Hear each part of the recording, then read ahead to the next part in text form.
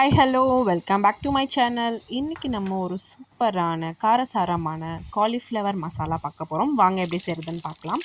கடாயில் எண்ணெய் ஊற்றி கடுகு தாளித்து ஒரு 2 பச்சை மிளகா தாளிச்சிக்கோங்க. அது வெடித்ததுக்கப்புறம் ஒரு பெரிய சைஸ் வெங்காயம் நல்லா வதக்கி விட்டுக்கோங்க. எண்ணெயில் நல்லா ஃபைனாக சாப் பண்ணி அதை நல்லா வதக்கி விட்டுக்கோங்க. நல்லா வதங்கினதுக்கப்புறம் கொஞ்சோண்டு சால்ட் போட்டுக்கோங்க. அப்போ தான் வெங்காயம் நல்லா வதங்கும். அதுக்கப்புறம் ஒரு பெரிய சைஸ் தக்காளி அதையும் கட் பண்ணிவிட்டு இந்த வெங்காயத்தோடு நல்லா வதக்கிக்கோங்க. நல்லா இந்த எண்ணெயில் நம்ம போட்ட வெங்காயம் தக்காளி எல்லாம் வதங்கணும். அதுக்கப்புறம் கொஞ்சம் உப்பு போட்டுட்டு கிரேவிக்கு ஏற்ற மாதிரி நல்லா மிக்ஸ் பண்ணி விட்டுக்கோங்க. நல்லா எல்லாமே இந்த எண்ணெயில் நல்லா வதங்கணும். அதுக்கப்புறம் நான் ஆல்ரெடி ஒரு பெரிய காலிஃப்ளவர் ஒரு பூ எடுத்திருக்கேன். அதை நல்லா உப்பு மஞ்சத்தூள் போட்டு நல்லா வாஷ் பண்ணி வச்சுக்கோங்க. 2-3 வாட்டி வாஷ் பண்ணிக்கோங்க. உப்பு மஞ்சத்தூள் போட்டு ஒரு 10 நிமிஷம் வச்சதுக்கப்புறம் நல்லா 2 வாட்டி வாஷ் பண்ணிவிட்டு இந்த கிரேவியில் போட்டு நல்லா மிக்ஸ் பண்ணி விட்டுக்கோங்க. காலிஃப்ளவர் நல்லா க்ளீன் பண்ணிவிட்டு நம்ம கிரேவி ஸ்டார்ட் பண்ண போகிறதுக்கு முன்னாடி ஒரு 10 நிமிஷம் முன்னாடி இந்த மாதிரி ஊற வச்சிங்கன்னா அதில் இருக்கிற ஏதாவது புழுலாம் இருந்துச்சுன்னா கூட நல்லா கிளியர் ஆகிடும். காலிஃப்ளவர் நல்லா நம்ம குக் பண்ணி சாப்பிட்ணும். இந்த தைராய்டில் இருக்கவங்க எல்லாருமே சாப்பிடக்கூடாதுன்னு சொல்லுவாங்க. ப்ரக்கோலி, காலிஃப்ளவர், கோஸ் எல்லாம் நம்ம இதை நல்லா வேக வச்சு சாப்பிட்டோன்னா நம்ம தைராய்டில் இருக்கிறவங்க கூட இந்த கிரேவியை இந்த காலிஃப்ளவர் நம்ம சாப்பிடலாம். அதுக்கப்புறம் கொஞ்சோண்டு மஞ்சத்தூள் போட்டுக்கோங்க. அதையும் போட்டுட்டு நல்லா மிக்ஸ் பண்ணி விட்டுக்கோங்க.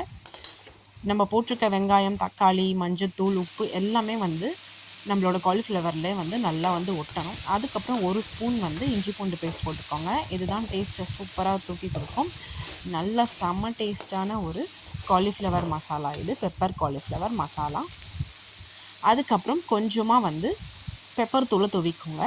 அதுக்கப்புறம் கொஞ்சமாக மிளகாத்தூள், பெப்பர் ஒரு 1/2 ஸ்பூன்னா மிளகாத்தூள் ஒரு 1/4 ஸ்பூன் போட்டுக்கோங்க. நிறைய மிளகாத்தூள் போடக்கூடாது. இது வெறும் பெப்பர்லேயே செய்கிறதால நம்ம மிளகாத்தூள் கொஞ்சம் கம்மியாக தான் போட்டுக்கணும். நல்லா எல்லா மசாலையும் போட்டுட்டு நல்லா கிளறி விடுங்க.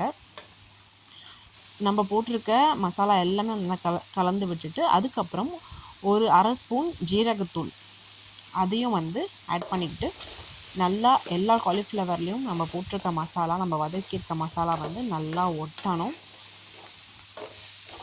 இந்த மாதிரி நல்லா கிளறி விட்டுக்கோங்க. ஒரு 5 நிமிஷத்துக்கு அப்புறம் ஒரு கிளாஸ் தண்ணி ஊற்றிக்கோங்க. காலிஃப்ளவர் முழுகிற அளவுக்கு.